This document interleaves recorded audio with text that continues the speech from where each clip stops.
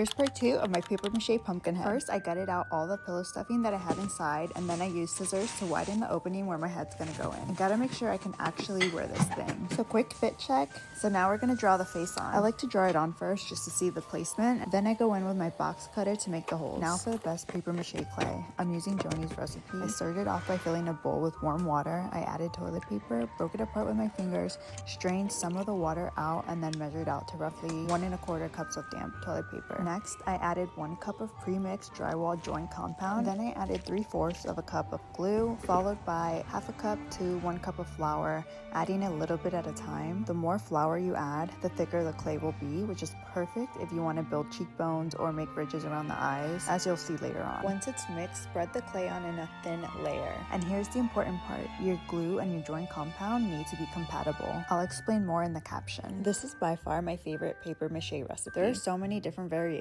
out there, but I love how creamy and easy to work with this one is. Once your paper mache is fully covered, the hard part begins, which is waiting. Trust me, it is so worth it. If you've made it this far, I'm proud of you, know that. Stick around for part 3 where I paint and complete the look. I'll go into detail about what I use to cover the holes, paint, color, highlighting, and shadowing to give that realistic pumpkin look, and ways to add accessories, especially if you're going for the vintage look.